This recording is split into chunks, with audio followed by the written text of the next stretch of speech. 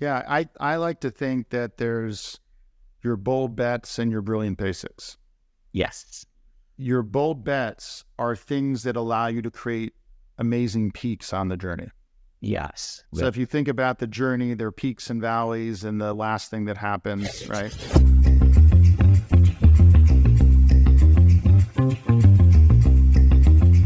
Welcome to the CX and Culture Connection, the podcast for CX leaders who are looking to drive value from their investments in CX and culture together. Today, we have an amazing guest, Vin Varma, who's the Chief Experience Officer at Oak Street Health. And we're going to talk about how to apply best practices from other industries into healthcare, as well as what makes healthcare unique. Thanks so much, Vin, for being here today. Oh, my pleasure. Looking forward to this. Just to get us going, can you share a little bit more about your unique background and kind of past, present, future? What do you see as where you've come from and where you're headed with your role at Oak Street Health? Yeah. I've been with Oak Street Health for about 2.5 years now, and I started in a certain role, but evolved into a CXO because Oak Street Health figured that there is a need for us to have a position like this to take us to that next level. Prior to this, I spent a few years at United Healthcare. My first foray, or maybe my first formal foray into healthcare. The informal foray was right before that, where I used to be at American Express for over 15 years in various roles. Right toward the end of my career at Amex, I was doing a sort of a science project with a couple of doctor friends in Cincinnati. And they said, hey, you are in consumer experience and you're developing cool capabilities for consumers and you have a different way of thinking. How can we apply that in healthcare for chronic kidney disease patients? And I had no idea about healthcare back then. I'm still a learner at an early stage, but we delved into use my basement to drop a bunch of pictures and map the journey of a chronic kidney disease patient and landed on something which was cool. And that was my inspiration to move into healthcare. So over the years in my career, I've been in various roles, as I mentioned, in frontline customer facing roles, acquisition roles. But I spent bulk of my leadership roles in operations, large operations, service delivery operations, and evolved into product development, capability development to meet those consumer needs, which then evolved into design. How can design enable experience? And then got a holistic view into consumer experience, having been in all these spaces. Decided one of my ex-bosses nudged me to go to Stanford, and they had a D school where they teach design. I went in there for some time and learned design with the best people. And that was serious inspiration. That was sort of my turning point into choosing consumer experience as a space I want to be.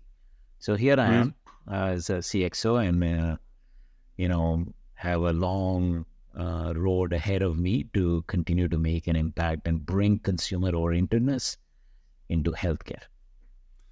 I really appreciate where you're coming from. That, I myself in my own journey started in a different sector outside of healthcare. I'm very cross-industry now, but healthcare is one of the spaces I have been doing a lot of work with clients. But I started in retail and consumer when the internet was a puppy, just learning about how it was changing experiences. That most marketing was moving from advertising to experiences. And building out, loyalty, e-commerce, personalization, more content-based experiences, and have really enjoyed an opportunity to work across other sectors. And healthcare is one that's really, there's a lot of opportunity to apply some leading practices from financial services, from retail, from travel and hospitality. So I can really appreciate the value that you bring as a chief experience officer into healthcare and make the world a better place by one experience at a time. you've talked a little about your inspiration, and why you pursued, the opportunities. What does that really mean in terms of your focus? I mean, you mentioned a lot of different disciplines like design thinking, operational, quality management, agile product management, change in culture, of course. Like those are a lot of different disciplines you're bringing to bear, which makes you very well rounded as a leader. But how do you apply that range? Like, how do you bring that to bear what does it mean to drive the customer experience applying those disciplines? Yeah, I mean, those are all of the above matter in driving the right experience. I think the way I think about it is, and each CXO, each consumer experience leader has their own way about how they want to effect change. All those disciplines are important. They are kind of tools in a toolkit, right? And you can add a few more to that list. I would argue that things like process engineering, Six Sigma, or some sort of a aspirational orientation in quality assurance, those are all things you can include in the toolkit. Data science, data analytics capability, etc. The way I think about it is sort of, as a CX leader, you got to have you have to, particularly people like us who, you and I are in the same camp, who came from other industries. We are bringing some things we learned there into healthcare. Experience management can be a very fascinating space. Every industry and business has, I think of experience management as their ability to maximize outcomes for the customer. And in a competitive landscape, I believe that most of these industries, most of these companies have figured out how to leverage the price, placement, the 4 Ps of marketing. The next frontier really is in the experience space. If we design the right experience for our customers and our teams, and then we will keep them engaged, and that will drive growth and that will drive retention. And therefore, experience is that next frontier in driving outcomes. So that's sort of fundamentally where I come from. Experience also has a huge human angle to it. It is about making lives better at its simplest, at its most basic level. What type of work offers this sort of a grand purpose? Or those of us who are thinking about the purpose, if you are in an experience role, there's a direct relationship to a huge purpose there, making lives better. So how we go about it, though, may be slightly different. I kind of think about it as, starting with clarity of vision. Where do we want in the healthcare space, like in our space? What do we want that to be for our patients? Having real clarity on that vision. And that is where external inspiration is valuable, right? If you're in pure traditional healthcare, it tends to be, there's a heavy slant or a skew towards clinical outcomes. Yeah, as long as you do things right for the patient from a clinical point of view, we are good. But I would argue that healthcare is now in a competitive space where it's a service. The clinical matters. That is why people engage with healthcare. But then other surrounding elements come into play, like how was that engagement with the physician? Was there empathy in the conversation? How did the nurse treat you? How was your check-in? Let me pause. I think you're beginning to react to some things. Thank you very much, Vin. And to kind of play back, and then I'll ask a question. You've emphasized a few things that I think are super important. One is that there's an overarching, mission and vision and connection to the purpose that, if you really pay attention to that in CX, not only allows you to have better design of an experience that's going to connect emotionally and tap into something much with more deeper meaning for the customer and the employee. But your efforts will focus in the right places and have more impact, and your employees will buy into that more if you make those connections. So I think that's very powerful, and we could spend time talking about that, about how you make that happen and so forth. And there was another point, which is that as you start diving into the actual insights and design of the journey, it's helpful to really understand the emotions of the people that you're engaging, and look for inspiration of what others are doing, even outside of your own industry, to understand, like, how do you drive engagement and experience. So I think there's two different levels you were talking about: the overall vision and how to connect your CX to that in a more meaningful way, as well as when you're driving the insights along the personas and the journeys and designing the new experience. How do you make sure that you keep an open mind for other sources of inspiration beyond how it's always done in your own industry? 100%, 100%. Yeah, that will be a mistake, especially where healthcare is. It presents us an opportunity to bring in those inspirations. Like, let's take, what are the more consumer-oriented companies that come to mind? For me, it's like the usual suspects: Apple, maybe Tesla, Ritz-Carlton, Disney, American Express. Those are the names that come to mind, right? What do they think about when they think of delivering amazing service experiences? Elements like personalization in every interaction. So that's one example. Another one could be connected experiences throughout their journey with the brand.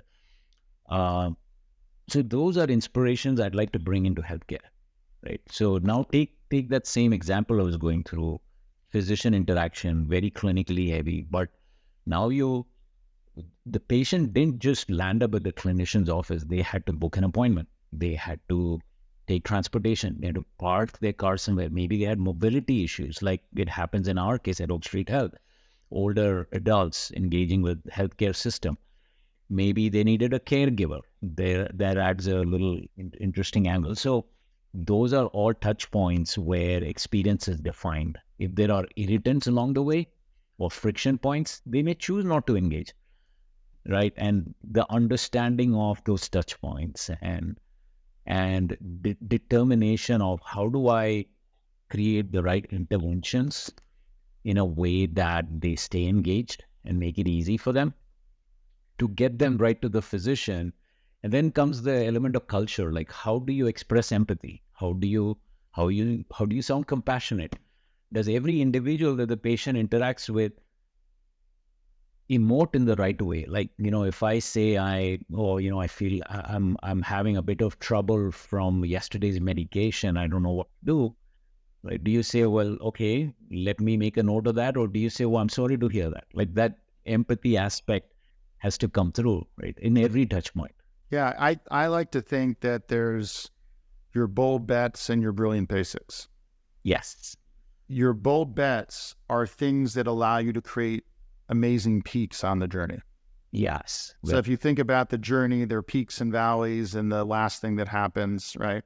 And ideally you have a peak at the end, but I certainly don't want to have something negative at the end, because it's very memorable what happens at the end of a journey. So at least have it be solid, but you need peaks on the journey. And that's what creates loyalty and a true emotional connection, just rather than just draining the pain. And a bold bet is something you can do to really create a stronger peak and design that into the experience. That's innovation. And a lot of the companies you talk about create really memorable, emotionally engaging experiences. But it begs the question, do we really understand in the mind of the patient, in the mind of the customer, the way they experience us? And my friend Lou Carbone, a previous guest, talks about deep metaphors, which is the way our mind sorts our experiences. And that, there's a limited number of deep metaphors our mind uses. And if you understand which metaphor applies to the experience, it's not necessarily going to be the same for Tesla, Amazon, Apple, Amex, which metaphor applies for how they engage with their customers. So if you start out by understanding the deep metaphor that applies for you, and understand the emotions that are going through their kind of customer, his mind and their hearts and the experience, then you can actually be very intentional about what bold bets you're making. And design an experience that's focused on the right emotions, aligned to the right metaphor. And by the way, if an experience you deliver is not aligned to the metaphor they have, that creates friction for the customer, and then they slow down. So then you end up with no loyalty, right? The brilliant basics then are lots of continuous improvement that you could have. So understanding like the training of your employees or getting the design of the website just right. They may not rise to the level of a bold bet, but cumulatively, if you address those brilliant basics, it can have a substantial impact on the experience. Yeah, no, I think that is very profound and well said. I've not thought about it in terms of metaphors, but that's interesting. And I quickly, an example came to mind of a patient. Our mission is to rebuild healthcare as it should be. And we are not traditional healthcare, like fee for service. Every visit you get paid. We are at risk, which means we are responsible for patient outcomes, and we get paid when the patient is healthy. That's sort of the model. So here is the patient. We try to get this message out to many patients in a very simplistic way, and I'm not covering that right now. It's a very elegant value proposition to get patients in. And one of the people, during the conversation, the salesperson was having said, and maybe you can help me, there's a metaphor here, and I don't think like that, said, listen, I don't go to the doctor much, but my main thing is my granddaughter. She's an older adult. My granddaughter is getting married, and I'd like to walk her down the aisle. But my knee doesn't hold up when I have to walk too long. So there's a connection between lifestyle, aspiration, and health, right? One thing is you can completely miss that and say, okay, well, let me schedule your appointment, or say, I see a relationship there. Let me tee this up to the physician who's going to meet the patient and say, this is the patient's expectation. They are not thinking about health here. They're thinking about a lifestyle aspiration. So backing back to the metaphor thing, I feel like healthcare is about a certain lifestyle, right? And is about staying healthy, being engaged with the family, being engaged with the world in an effective way, feeling good about oneself.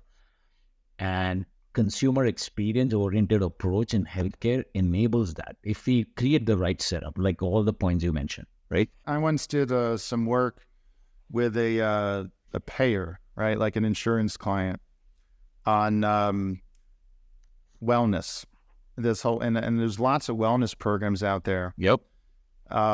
Which often feel like, you're butting your head against the wall, because the behavior adoption doesn't happen like it should. We give people incentives to be healthier, free gym membership or discounts or this or that, or, and a lot of the times it's like we're pushing it at them and they're not adopting it, or they do and then they don't stay engaged. So we actually approached it less as a design of the financial incentives and design of the program, but we actually started by asking what motivates people. What's the experience we're creating? Let's approach it from a design lens. Right. And what we actually learned is there's goal-directed behavior. If we want to correct, what you just talked about was the emotional connection of helping someone reach their goal to walk their daughter down the aisle. Yeah. And that's how actually people often approach wellness, is they have different goals. They want to stop smoking, or they don't say, I want to lose weight. They say, I want to be able to do this. Exactly. Right. And if you approach it from a goal orientation, right, and the experience helps people reach their goals, it's actually stickier and it creates more loyalty and more engagement than if you just say, here's $500 to do X. Yeah. Again, and as you're talking, I'm thinking, isn't this classic of any industry, any business executive leading functions? And this is not a blame statement. It is how business operates. We have certain, there are some guidelines, there's some directives. These are the outcomes you have to drive. People operate within this silo. They come up with a bunch of ways to get there, and they come up with an output, and then they present it to the consumer, and the consumer experiences it without having any involvement in it thus far. And I love it. The points you made, this is the role that you and I play, right? I love it where I can go to management team members and say, let's think about it differently. The same problem can be redefined from a consumer view by relooking at it completely differently. And there are terms like outside-in thinking, etc. I think it works. It works very effectively if we start from a consumer-first point of view rather than business priorities first point of view. And instead of slapping things on the consumer, our ideas on them, it's sort of an imposition to what do they need. And in that process, we may end up doing something radically different because we're solving a very different set of goals of the patient or the consumer, and not waste our energy trying to optimize a workflow or create a product or a technology platform that doesn't really meet that need, right?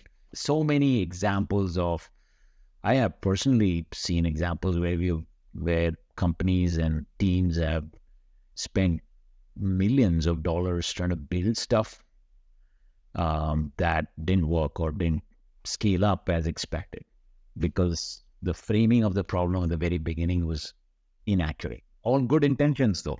100%. Like, so getting those insights up front are so powerful, and getting in the mind of the patient, of the consumer, of the customer, and understanding their emotion is so key.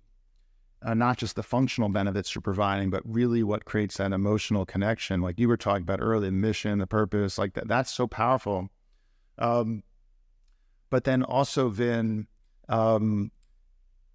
making sure that if we want to be successful in driving business outcomes, just focusing on the outcomes is not actually going to get the outcomes alone, right? So we need to think about the design, we need to think about the change management, we need to think about how to get the employee engagement, which is culture.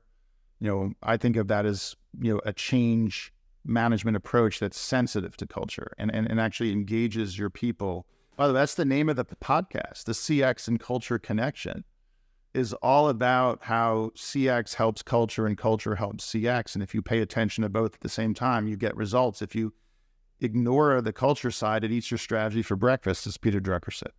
Yeah, that is one reason I joined your podcast seriously, because it is an amazing topic you're tackling. I don't think anybody has thought about experience in culture terms, and you're drawing an amazing connection there, which I think a lot of people miss. And I'd love to. This is a passion point for me. We have seen a direct correlation between employee experience and performance outcomes. And, that's sort of, in a way, intuitive and obvious. The experience of the team member, if you just kind of think about it, if experience of a team member and how effective they are in their role, let's pick somebody who's in a frontline customer-facing role, is a function of many things like who their manager is, the management, how the management sets priorities for them, what's the vision outline for them, how they make decisions to help the team, what kind of development opportunities are there for them. Like those are all things that drive engagement of the employee and the employee experience, feedback mechanisms, etc., to help them become better. Having clear performance expectations. It's a long list. You can keep going on. And one of the best practices is to measure employee experience and ensure that you only hire best and retain them, right? Good employee experience means that trained people will stay, you can do more with them faster. It is in this setting that culture becomes a big thing. And we have been on a journey, and I'd love to share this story with you. You mentioned a whole bunch of different disciplines that are toolkits required to deliver a better consumer experience. I think culture is a key part of that work. How do people show up in front of the patient and caregivers? Like, it's a cultural thing. it is related to employee engagement. The previous point I mentioned, if they are engaged, they're more likely to do what you want them to do or how they should be showing up. If culture is how things are done around here, then, and what influences that? One thing I've learned from working with culture people and learning from some pretty amazing people. I've been fortunate to be part of the Katzenbach Center when I was at Booz and PwC, and collaborate with people who were doing culture work and how to apply it in customer experience. And I learned from them that culture is a function of mindsets for sure, and a lot of change management focuses on mindsets, but actually behaviors are most important. And skills and relationship networks. And all of these are mutually reinforcing. But if you focus on mindsets and skills and not behaviors, you're going to fail. And relationship networks can help amplify the others because people influence others. So we're in their net. So that's what social influence is. And what I love to focus on is if there's all these moments in the employee CX intersection, what are the behaviors we want to encourage? And how do we give people the mindsets and the skills to be more likely to engage in those behaviors more often? And can we get the people to actually influence each other to drive these behaviors? And part of it is just self-awareness and fostering conversation and giving people the same vocabulary and making them feel like you're actually listening and rewarding them. And it's part of the soft side, the kind of informal side. Like that takes off much more than like the performance metrics. If people really feel like you're committed and the people they admire and they want to be proud of them are paying attention to this, then it will take off much more than just the formal side alone. Man, you are definitely, you've got some expertise here, I can tell. You've thought about this deeply. I'm finding a ton of value in this conversation. I lay, as I said, I put a lot of emphasis on culture, and it has to start with a clear mission. And, if you have a great mission, it makes it super easy to get to those behavioral outcomes you want to see. Just why we serve our customers, what's our purpose here, and then those standards get defined from that, right? You have your mission, you have your service platform and common purpose. Then you define your standards and then the behaviors for each cohort of service team member. It ranges from a physician in our case to a medical assistant to a call center agent. Anybody across that spectrum can be working on a patient interaction, in a direct patient interaction. How do you have them engage and exude those behaviors? I think there's an element of clearly defining them, but then nurturing them and bringing it to life. That's a long journey, right? That's where you have to communicate patient stories, articulate like examples where it's happening, which then sheds light on what good looks like, and others get inspired to move in that direction. It could be good recognition, timely recognition. Leadership role modeling is another one, right? So I think culture is hard because there is no silver bullet. There's a bunch of things you have to do, and it's a composite of many interventions over time. But it definitely starts with clear mission. Some of the building blocks we talked about, having a mission, purpose for your service, behavior definition, inclusion in workflows, and so on and so forth, right?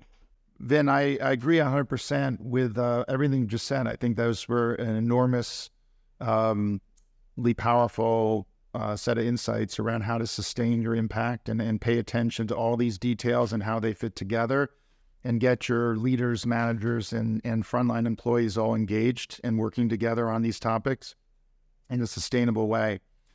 One thing that I've found really interesting recently is that unintentionally often when we work on digital, that a lot of companies, including in healthcare, are inadvertently signaling to their employees that they care about cost and they care about reducing time spent and taking cost out and improving efficiency. And those can be good goals if they allow you to deliver ease of use to your customer and your employee and to free up cost to reinvest.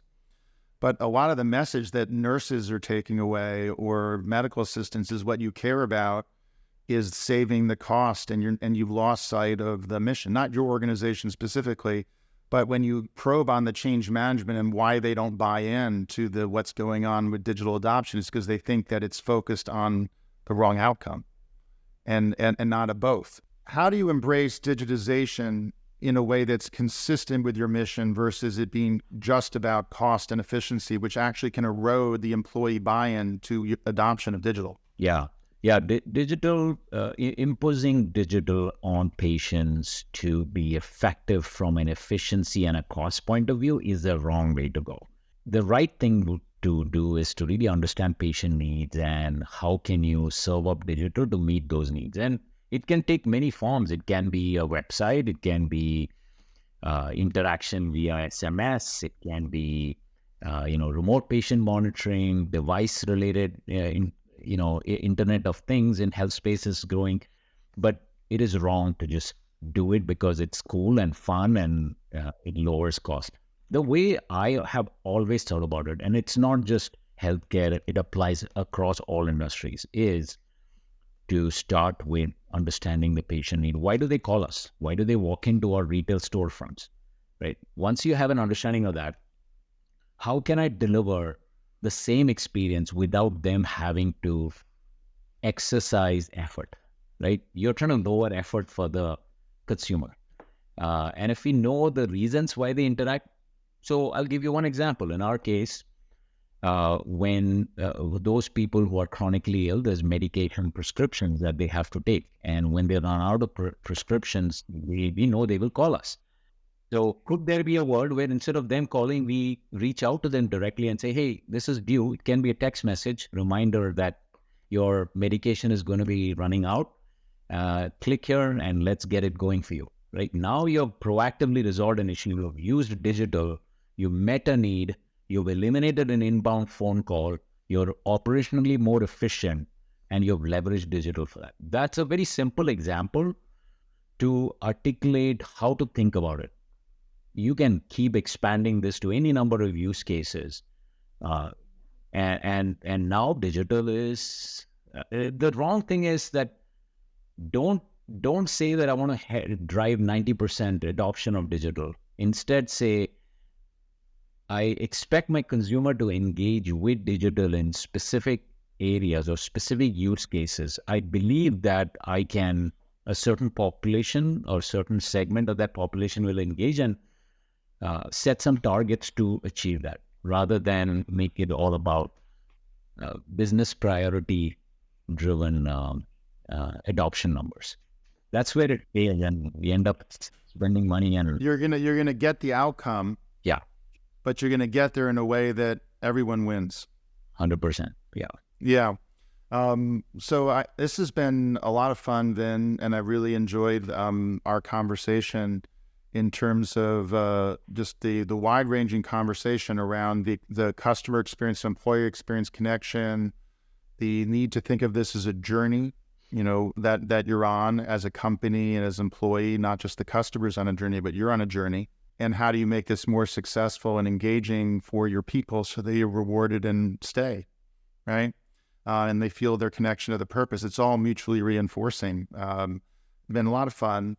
Are there any things that you would suggest from your own experience that you've engaged in, either resources or you mentioned the D School at Stanford, which is wonderful. Are there other words of wisdom you have for the audience about who are on a journey like you, that we would think they would benefit from to kind of do the things that were most impactful for you on your journey? Yeah. I look out for people who are practitioners of design and consumer experience and build relationships with them. And generally, it's an audience that is willing to engage and exchange ideas. There are some interesting There's one guy who is based out of England, and a friend who's an author on service design. And I follow certain people, read their books. They keep bringing new content. In terms of lessons, I'd say that the CX can only be developed if you are intentional about it, right? It is not an accidental byproduct. You have to put a lot of intention to it. It is a long journey. There's a lot of 2 steps forward, 1 steps back, only because you are not imposing a certain set of things on a patient. You have to adjust and adapt to patient needs. Patient needs, in our case, consumer needs are constantly changing. It's a iterative process, right? So that's one thing I always remember about making sure there is a linkage to the company's mission and defining the purpose, setting the standards of your service is important. Do not forget the employee element of it. It is the sort of ecosystem required to bring good experiences to life, and making your employees the superstars here. Like, if we can share stories of amazing consumer experiences delivered by our people, that has a ripple effect, a positive ripple effect on the rest of the organization. Think about where consumer experience fits in your overall set of priorities. If it's not on the top 5 things, then you have a big battle ahead of you. And so you'll have to, as a consumer experience leader, it's your job to go work with your CEO, with your C-suite, to influence them to make it a priority and articulate the value that can be gained by focusing on consumer experience. To the audience, I'll make a plug, which is, reach out, have conversations, be happy to chat with you. If you go to my website, www.JourneySparkConsulting.com, the What We Think page has actually got sections on reimagining insights, on amplifying innovation, on accelerating value, and on driving change and culture evolution, which are topics that Vin and I talked about throughout the conversation. So if you want to see more information, you can check out the videos and blogs and past podcasts about these topics, and happy to have a conversation with you about them. I enjoy getting to know Vin now through similar means, so definitely please reach out, and love to spark some ideas and have more conversation. And thank you very much, Vin, for joining the conversation. I'm looking forward to talking more together, and thanks for sharing your thoughts with the audience. Thank you, Matt. I enjoyed having some time with you on this.